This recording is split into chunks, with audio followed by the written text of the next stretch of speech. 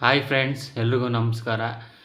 ಇತ್ತೀಚೆಗೆ ಕನ್ನಡ ಚಿತ್ರರಂಗದಲ್ಲಿ ಸಾವು ನೋವುಗಳು ಹೆಚ್ಚಾಗ್ತಿದೆ ಅಂತಲೇ ಹೇಳ್ಬೋದು.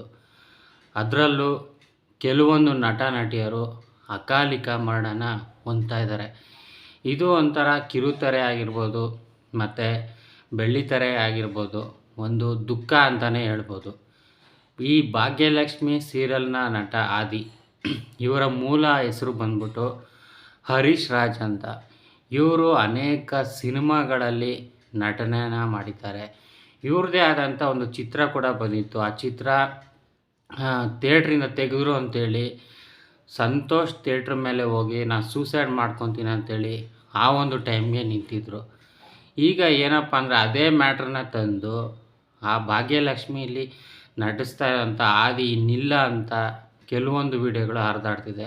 ನೋಡಿದ್ರೆ ಅವ್ರು ಏನೂ ಆಗಿಲ್ಲ, ಚೆನ್ನಾಗಿದ್ದಾರೆ. ಜನ ಏನಪ್ಪ ಅಂದರೆ ಇಂಥದಕ್ಕೆ ಲೈಕು ಸಬ್ಸ್ಕ್ರೈಬ್ ಮಾಡ್ತಾರೆ ಹೊರತು ಒಳ್ಳೆಯದಕ್ಕೆ ಯಾರೂ ಸಪೋರ್ಟ್ ಮಾಡಲ್ಲ.